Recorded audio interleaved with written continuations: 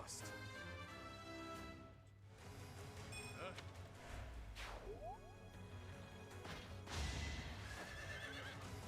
Let's see you dodge this. It is done. I don't like that Arundel is so close to the others. That is not good.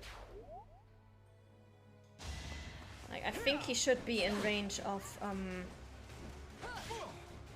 he's probably in range of Hilda now, which sucks. You're too slow. I'll end this quickly.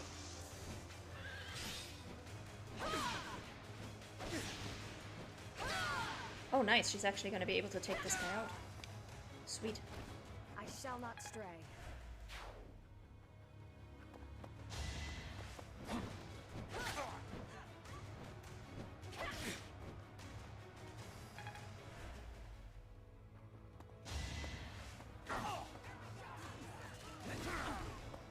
Well, that's one more dead. Oh! Are you kidding me? There is a reinforcement down there?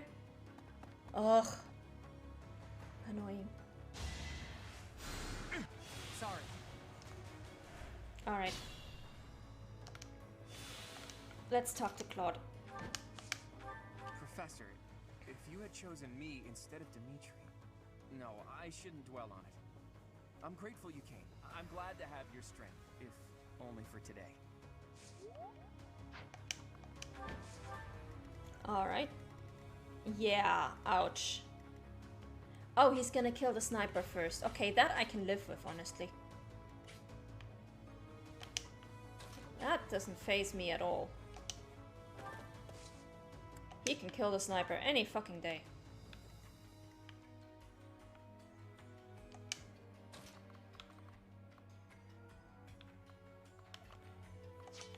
Can you take out this guy?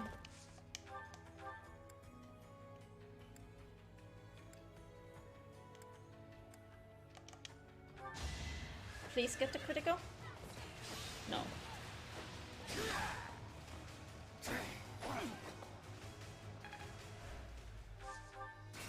not what I wanted then.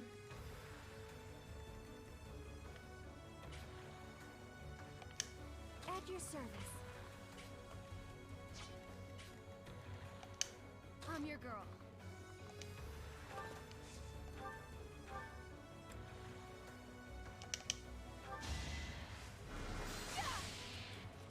We're gonna do this then. What's next? And we are going to Gambit so that he can't attack Annette. Here to help. Let's go. The time is now.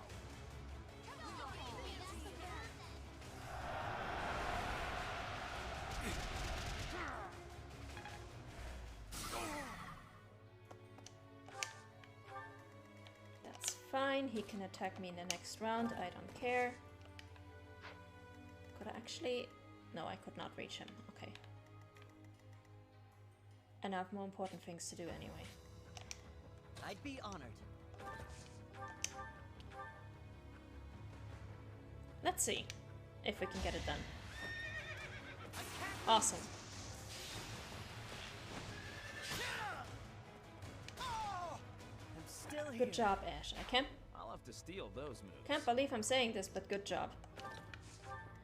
I am prepared.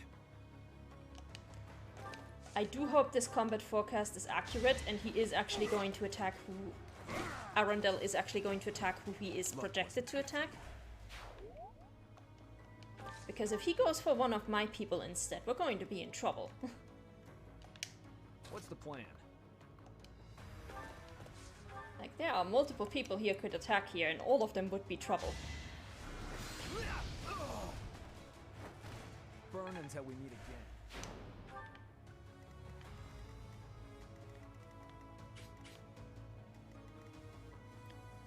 Oh, and I forgot to smite Judith out of range. Well, whoopsie daisy.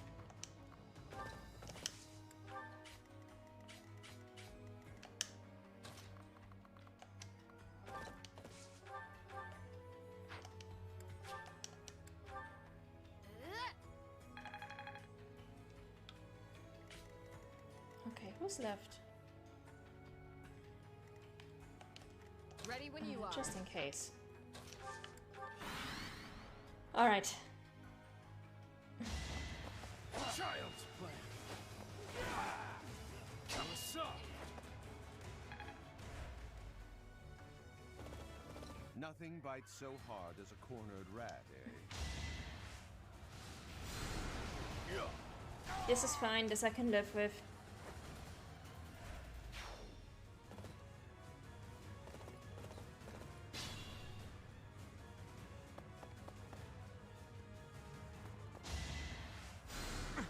Thank you. Please discount Hilda, do not try to attack him. Thank you. This would be very, very bad.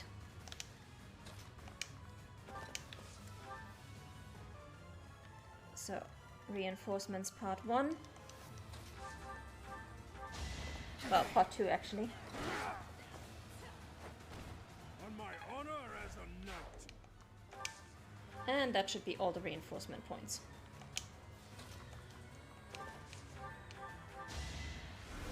Too kind.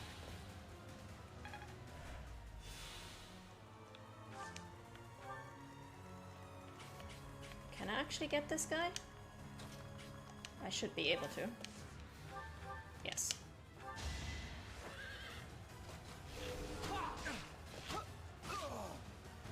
It was meant to be. Alright, who is... We actually managed to route the map. I can't believe it. We managed to route the map, we managed to get all the items, and the only thing we haven't managed to do is to talk to Claude with Dimitri, but that I can live with. Nice. So now for the extra dialogue. Leave it to me.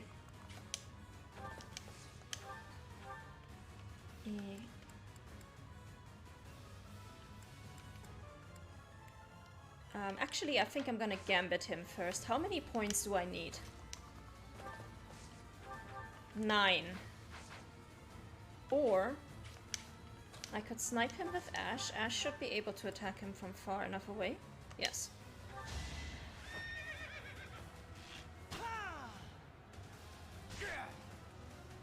Because I really don't want to risk Dimitri's battalion on this. That would be cruel.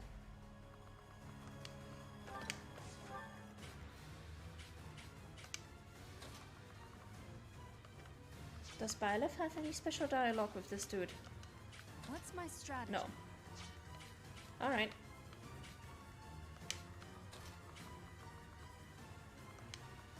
Let's go. You would raise a weapon against your uncle. You've grown into a savage of a man, just like your father. You are rather calm for one in your position. Or did you forget that this is a battlefield? Perhaps this is no time for words, Uncle. There will be time for that after we have settled things here.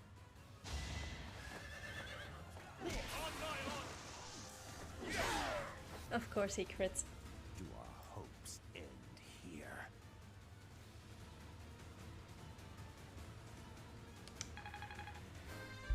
Well, this was a very positive leveling session for Balthus, I have to say. My arms can't get.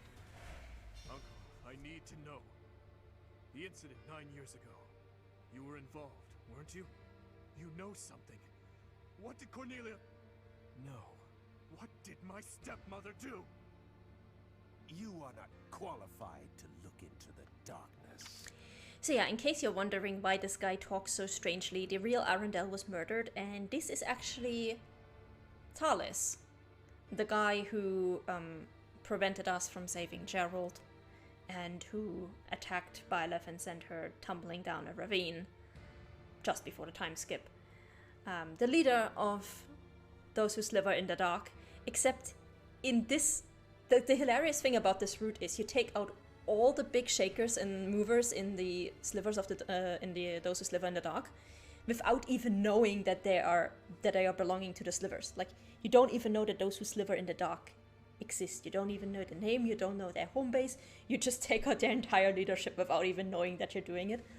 Whereas in Silver Snow and Verdant Wind, you actually go to their home base and then you have to defeat them there, and etc, etc, etc. But we'll get to that a bit later. For now, anyway. You we're done here. Edelgard, do your best to kill each other. You are family after all. There it is. The light. I can always depend on you. Yeah, you can always depend on Dimitri. His crits are amazing. And he was MVP again. I wasn't even trying this time.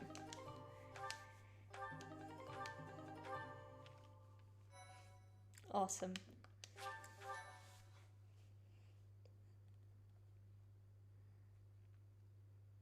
He's dead. There goes our chance to gain more information. And again, even if we had managed to capture him alive, judging by the way he was acting. Teach is absolutely right. We should take this rare opportunity to let off some tension. It's been a long time, Claude. I'm glad to see that you are safe. Same. I haven't seen you since the nightmare that was Gronder. You really did come to help us. You must be a bunch of soft-hearted suckers, huh? If you really felt that way, you would not have set up a defensive battle in the hopes that we would come. It worked out only because we made it in time. Were you really so confident that we would answer the call? Of course. I knew you wouldn't hesitate to put yourself second and come running to our aid. You and I are cut from different cloth. I wouldn't make a move unless I could gain something from it. You've always been just the opposite. I mean, he knows that something is seriously wrong. He knows that Cornelia suddenly changed behavior, that Arundel suddenly changed behavior. He knows, obviously, what happened with Thomas and Monica. So, there's no doubt that after the war, he probably puts 1 and 2 together. And as a matter of fact, if you pair him up with Happy, their ending has them dismantle and completely defeat those who sliver in the dark. Also, the reason why you find out about who they are and where their home base is in Verdant Wind and Silver Snow is because of a note from Gilbert. And spoilers for Verdant Wind and Silver Snow. In Verdant Wind and Silver Snow, those who sliver in the dark send one of their pillars of light, one of their nukes, to destroy Fort Merceus. And after you defeat Edelgard, you find a letter from Hubert that said, hey, I want you, even if you defeated us, I want you to defeat the guys who have been pulling the strings all along, and I managed to pinpoint their location because of this, this use of their pillars of light. So while in Azure Moon, there is no pillars of light, there is no nuke dropped on anything, so while Hubert will probably not be able to pinpoint their location, I think it would still be very much in character for Hubert to leave behind a note that says, hey, these shadowy guys were pulling the strings behind the Empire. Just not with actually pointing out where they are located. The thing is, you never get to that point in Azure Moon, you never get to see that, because the game literally ends right after you defeat Edelgard. And the way it goes in the other routes is you defeat Edelgard, you have a bit of dialogue, and then you get the letter from Hubert. So I think it stands to reason that Hubert probably still wrote that letter, just minus a bit of information. So yeah, don't see why Dimitri wouldn't investigate that, or have somebody else investigate it, because we know that Sedev has also been investigating them ever since they kidnapped Flame. So I am fully confident that eventually something's gonna come of that, but not all the answers, not all the endings answer all the questions. That is by design. So Azure Moon is more of the traditional Fire Emblem Lord story, focused on character development instead of unraveling all the mysteries. And of course, I've always been fond of taking dangerous risks. After all, I sent that express messenger before you had even recaptured the kingdom capital. If all went to plan, I knew you'd recapture it soon, and then respond to our request for aid. It was riskier than usual, I'll give you that, but it was the only card I had to play, so I took the gamble. You crossed too many dangerous bridges for my liking. I know, but that ends today. Honestly, I think Silver Snow, Verdant Wind, and Azure Moon are all good routes for a first playthrough. If I had played Crimson Flower first, I probably would have been horribly fucking disappointed by this game, because Crimson Flower just acts like the first half of the game didn't happen, and it's just such a tonally dissonant piece of writing that I'm like, no, I want to get out of here, please. So if that had been my first playthrough, I probably would have quit right then and there and not played the game anymore. The other routes are all perfectly serviceable as first routes. I will say that if you have already played Silver Snow, playing Verdant Wind is gonna feel horribly boring, because those routes are pretty much identical. If you're playing, if you played Verdant Wind first, then playing Silver Snow will probably feel horribly redundant for the same reason. So Azure Moon is kind of the route where I say no matter when you play it, you're probably going to enjoy it. If you can, put up with the fact that for the first 5 chapters after the time skip, your main lord is a bit of an asshole and not available for any meals, instructions, or whatever.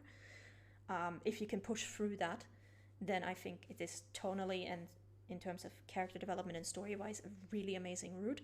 You just don't get all the lore answers, but to me that was just more incentive to actually seek out the other routes, to be like, okay, so what versus the slivers, what will happen with all of that? And people were like, oh, you find out about that in Verdant Wind or Silver Snow, and I was like, okay, let's play Verdant Wind.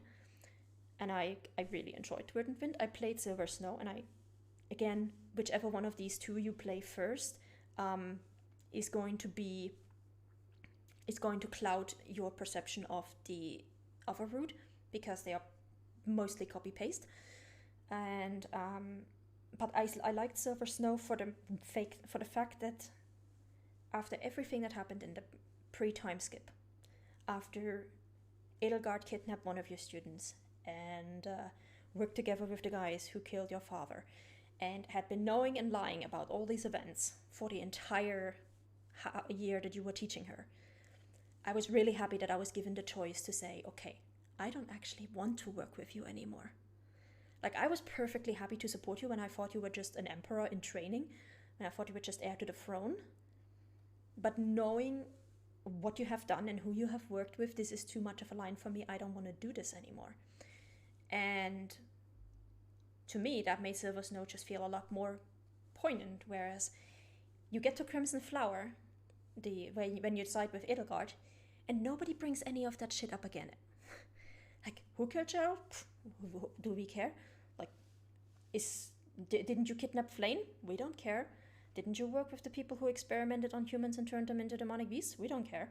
Like, everybody just forgets that the first half of the game existed, and I'm sitting there like, I was hoping for a villain route, I was hoping for a route where I was like, yeah, I know what you did, and I hate what you did, but I also admire your chutzpah in actually doing it, and I think we should totally take over the world together. I would have been fine with that. That would have been cool. I could deal with that. But trying to make me feel like a hero while trying to forget that the first half of the game existed, that's not gonna fly. That was just completely unusable for me. It made me unable to enjoy that route. And the only good thing I can say about Crimson Flower, 2 good things actually. Number 1, it's fucking short. It's a lot shorter than the other routes. And number 2, Hubert is a delight. Because Hubert, he is a villain and he knows it. He's a magnificent bastard and he knows it. And Hubert is like, I remember in one playthrough I actually romanced Hubert in one of my Crimson Flower playthroughs, because there was nothing more poetic for me after the game tried to make me pretend that the first half didn't exist. There was nothing more poetic justice for me than to basically go through the entire game with Edelgard going, my teacher, oh my teacher, you're amazing, you're wonderful. And then to turn around at the end and say to her, no, you know what, actually, I'm marrying your evil henchman, goodbye. That was the most cathartic, most enjoyable moment I had in all of Crimson Flower. And if I ever play that route again, well, let's be real, if I ever play that route again, I'm probably going to do it as male Byleth, and I'm going to romance Petra, and then we're going to fuck off to Bridget. But the second best choice would be to play female Byleth and romance Hubert, because that is like the only tonally consistent thing there, and I've actually been talking for so long that my Switch decided to try to go to sleep. Anyway, Let's continue with the dialogue here, because this is actually kind of interesting. What do you mean? Here, take this. Use it however you see fit. The legendary bow Failnaught. Isn't this the hero's relic of House Regan? Hold, Claude. This must be one of your jokes. You cannot truly intend to part with this. It's not a joke. As of today, the Leicester Alliance is no more. Just what are you planning, Claude? If you're going to lead Fodlan, then the Alliance Lords will follow you. Back in the day, the Alliance split off from the Kingdom. I'm just putting us back together again. So this is one of the things that I really don't like about this game, is that there's not a single route where all three territories remain separate. It always ends with the unification of Fodlan. And this wouldn't be so bad if Japan didn't have kind of a complicated and not so nice history with, you know, imperialism and forced reunification. So, it's a bit iffy. Let's just put it like this. And also poor Dimitri, like, all he ever wanted was to avenge the people of Duscur and his family and, you know, be a good leader to his people. And now he suddenly gets the Alliance dumped in his lap, and it's just like, what am I supposed to do with these? Like, at least in Crimson Flower you set out to conquer, whereas here it's just like, oh, by the way, have 1/3 of the continent, I hope you enjoy it. Oh, and I've already gained the support of the other lords at the Roundtable Conference, so you can stop looking at me like I'm crazy. All that's left for me is to officially step down as the leader of the Alliance. I'm leaving Fodlan. There are things I have to do, dreams I need to see to fruition. That's why I became the Alliance leader to begin with, actually. But it left me no time for what I was really after. You'd better not take on too many responsibilities yourselves, or else you'll end up in the same boat. You're talking to Dimitri, he's gonna take up double. And remember, both the living and the dead cling to us without any regard for our own lives. It's up to us to break free of that weight and follow the path that we believe in. Claude. Oops, I almost forgot the most important thing. If you're looking for Rhea, apparently she's being held captive in the Imperial capital. It doesn't sound like they intend to kill her, but there's no telling what they're planning. You have my gratitude, Claude. Gratitude? Thanks, but no thanks. As far as I'm concerned, we're even now. I don't know how many years will pass until then, but let's promise to meet again. And when we do, don't be too hard on me, your kingliness. Remember how in the first part of the game he used to call him your princeliness? So Failnaught is a bow with 3 range instead of just 2, and it's a hero's relic, so also has an extra critical rate. No, no, convoy, yes. So I don't usually use this one very often. Well, Dimitri, are you finally going to tell us the damn truth? What are you talking about? Didn't Lord Arundel say something about you and Edelgard being family? To claim that the king and the emperor are related. Could it be? Ah, I suppose I never told you, though I do recall mentioning it briefly to the professor. Lord Arundel spoke the truth. My stepmother was Edelgard's birth mother. Political turmoil drove my stepmother out of the Empire. Father fell in love with her at first sight, and they married. I lost my birth mother before I was old enough to remember her. My stepmother filled that role for me, but she lost her life in Duscur 9 years ago, along with Father. Hang on, I didn't even know she was your stepmother. Did my father know about this? Yes, all those who were close to my father knew, including Rodrigue. But to speak openly about it would have caused a scandal. And so she was our secret. No one in the general public knew about her. Naturally, the fact that Edelgard and I are step-siblings was kept a secret as well. I'm finally beginning to understand what you went through 5 years ago. I mean, Edelgard is the only family you have left, isn't she? To find out someone so precious to you is actually your most hated enemy. How heartbreaking. And Mercedes, of course, knows a thing or two about that because her brother is the Death Knight. But wait, you You two were born and raised in two different territories, right? So you probably never met until you were both at the academy. I mean, don't get me wrong. I think the idea of fighting family is just about the worst thing ever. But hopefully the fact that she's a stepsister who you never really knew helps with the pain? I don't know. It was just a thought. I'm afraid that's not the case. Though it was only for a short time, Edelgard once called Ferdiad home. It was a long time ago, but she was a cherished friend of mine. Wait! I remember now! She was that girl, wasn't she? The one you gave a dagger to! So, your little girlfriend was Edelgard. Sylvain, if you have any more foolish things to say, please hold them for later. I do have a few more in my sleeve, but they can wait. Go on, Your Highness. This is important for us to hear. She may be a hated enemy now, but the Emperor is your old friend and your stepsister.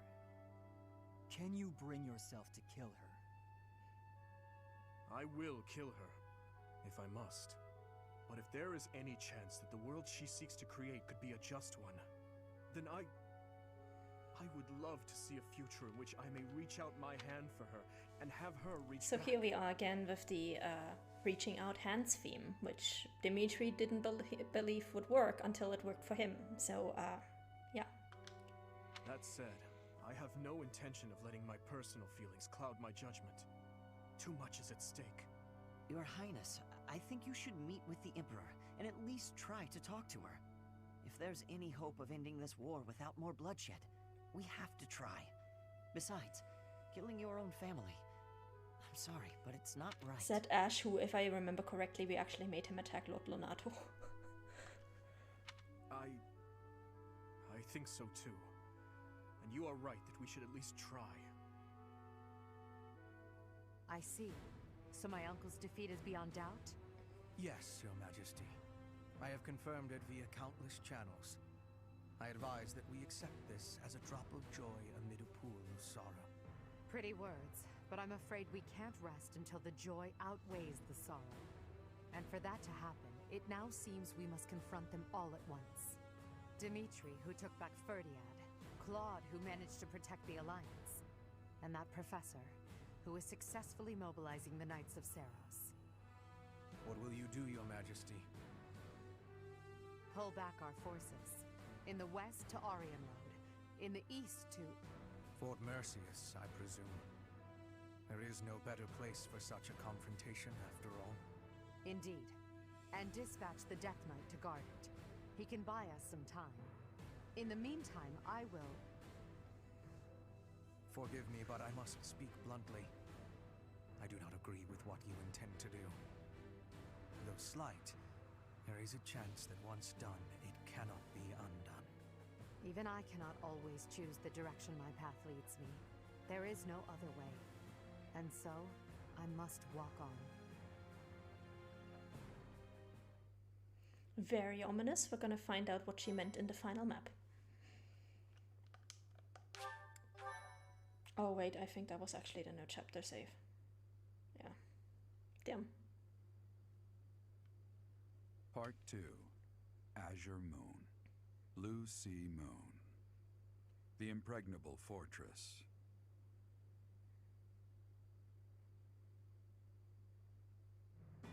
When Claude steps down as its leader, the Leicester Alliance disbands, and its lords swear fealty to the Holy Kingdom of Fargus. The chaos in the kingdom begins to dissipate as the people unite under Dimitri's rule.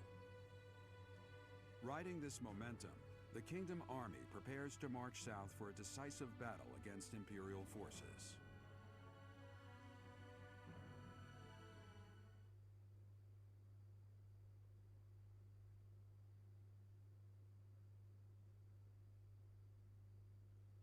Alright, so we're getting pretty close to the end of the game. We have 2 more months of exploration and 3 big story maps left to go. Oh, Casper.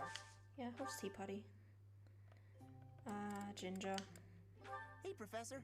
Got something interesting Let's to go. share? Oh yeah, I can tell this is a good one. Come on, hand it over. Thanks.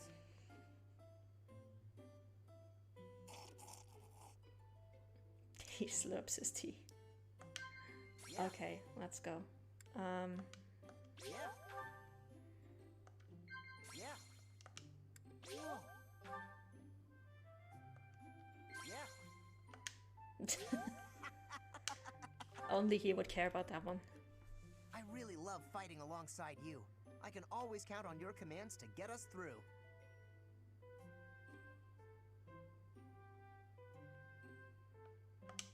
Yeah. Thanks for this, Professor. Don't you want to get some exercise, though? Come on, let's go train.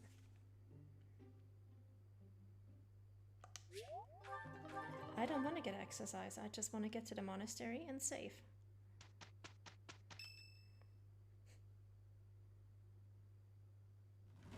We will finally have our decisive battle with the Empire this month. The Eastern Lords are in the process of consolidating all of the troops within the entire kingdom. In addition, ever since Aryan Road's liberation, the Western Lords have been declaring their fealty, one after another. Affairs within the kingdom have calmed down considerably, and we even managed to win over the Alliance. Although it was a rough go at first, I'm starting to feel like we could actually win this. That's true. Thinking back on it now, we've really come a long way. We even have a lead as to where Rhea is located. It is as we predicted all along. If we are to rescue Rhea, then we must defeat the Emperor. If we're going to march from the monastery to Inbar, then we'll have to cross the Great Bridge of Myrden again, right? Yes, I believe so. As we have gained the Alliance's support, we should not have any trouble this time. After the bridge, we can cross Gronder Field and head south. And then we'll take Mercius, the so-called impregnable fortress that towers on the other side. Fort Mercius, I know of it. They say it rivals even Aryan Road. Count Burgleys, the Empire's Minister of Military Affairs, once had troops stationed there. But according to our spies, a large-scale military force has entered the stronghold. Perhaps they are gathering soldiers from various regions to compensate for their losses.